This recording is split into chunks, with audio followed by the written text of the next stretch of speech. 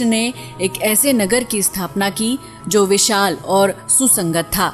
इस नगर का नाम था द्वारका नगरी। लेकिन श्री कृष्ण की मृत्यु के बाद ये खूबसूरत नगरी समुद्र में डूब गई।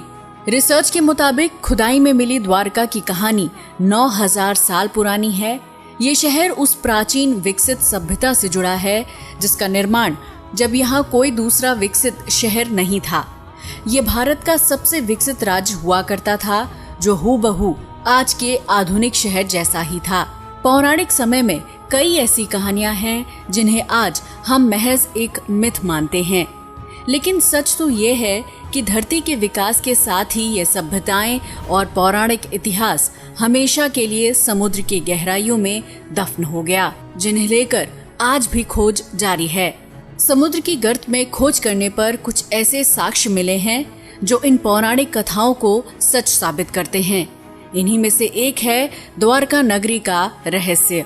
हिमयुग की समाप्ति से नष्ट हुई द्वारका। कहते हैं कि 9000 साल पहले हिमयुग की समाप्ति हुई, जिसके बाद समुद्र का जलस्तर इस कदर बढ़ गया कि कई विकसित शहर समुद्र में समा गए। इन्हीं में से एक तटवर्ती नगर द्वारका भी था।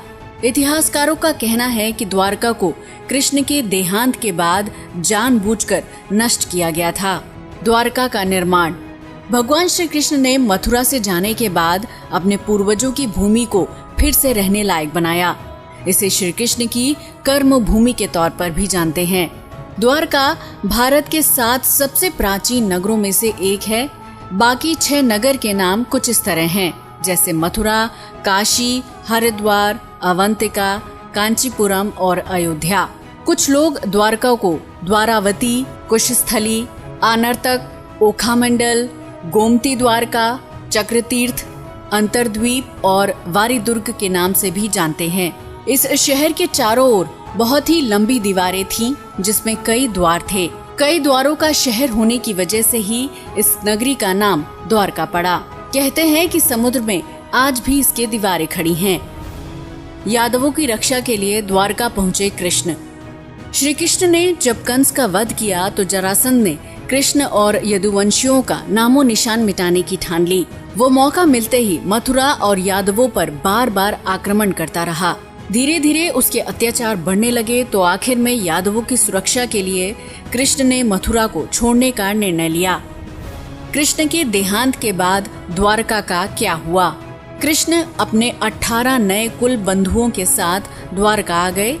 यहाँ सब लोग आराम से रहने लगे। समय बीतता गया और 36 साल तक राज करने के बाद कृष्ण जी का देहांत हो गया। ये वो दौर था जब यादव लोग आपस में भयंकर तरीके से लड़ रहे थे। इसके अलावा जरासंध और यवन लोग भी उनके घोर दुश्मन थे। ऐसे में द्वारका पर समुद्र और आसमान से आक्रमण किया गया। कहते हैं कि कृष्ण जी की मृत्यु के बाद उनके प्रपौत्र वज्रनाभ द्वारका के यदुवंश के अंतिम शासक थे, जो यदुओं की आपसी लड़ाई में जीवित बच गए। द्वारका के समुद्र में डूबने पर अर्जुन, वज्र और शेष बची यादव महिलाओं को हस्तिनापुर ले गए। इनके जाने के बाद द्वारका नगरी समुद्र में समा गई। ऐसे में सवाल उठता है कि आखिर पूरी की पूरी नगरी समुद्र में क्यों और कैसे समा गई? द्वारका नगरी के नष्ट होने पर मत। सवाल उठता है कि भला कोई कैसे इतने बड़े शहर के अस्तित्व को खत्म कर सकता है?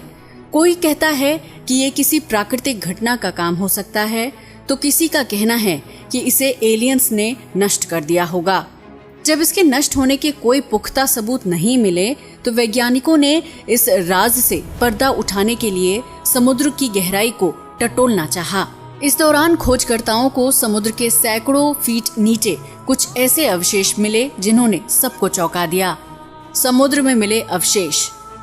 द्वारका के समुद्री अवशेषों पर सबसे पहली नजर भारतीय वायुसेना के पायलटों की पड़ी, जो समुद्र के ऊपर से उड़ान भर रहे थे।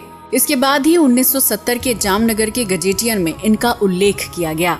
इससे पहले लोगों का कहना था कि द्वारका नगरी एक काल्पनिक नगर है, लेकिन इस कल्पना को आर्कियोलॉजिस्ट प्रोफेसर S.R. राव ने सच साबित कर दिया। दरअसल प्रोफेसर राव और उनकी टीम ने 1979-80 में समुद्र में 560 मीटर लंबी द्वारका की दीवार की खोज की, जहां उन्हें पौराणिक समय के कुछ बर्तन भी मिले जो 1528 ईसा पूर्व से 3000 ईसा पूर्व के हैं। इसके अलावा सिंधु घाटी सभ्यता के भी कई अवशेष मिले। इस खोज के दौरान प्रोफेसर राव ने कई रहस्यों से पर्दा उठाया। नौसेना और पुरातत्व विभाग की संयुक्त खोज।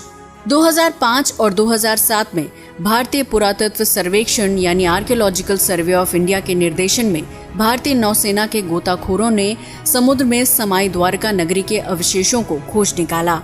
2005 में अभियान के दौरान समुद्र की गहराई में कटे छटे पत्थर मिले। इस दौरान लगभग 200 सैंपल जमा किए गए। नौसेना के गोताखोरों ने 40,000 वर्ग मीटर के दायरे में इन अवशेषों को खोजा और वहां पड़े भवनों के टुकड़ों के सैंपल जमा किए, जिन्हें शुरुआत में चूना पत्थर बताया गया था। बाद में आर्कियोलॉजिस्ट्स ने बताया कि ये टुकड़े बहुत ही विशाल समृद्धशाली नगर और मंदिर के अवशेष हैं। इन सैंपल्स को देश की लेबोरेटरी में भेजा गया। वहीं खोज से जुड़े आंकड़ों को कई राष्ट्रीय और अंतर्राष्ट्रीय विशेषज्ञों के सामने भी पेश किया गया। इन विशेषज्ञों में अमेरिका, इजराइल, श्रीलंका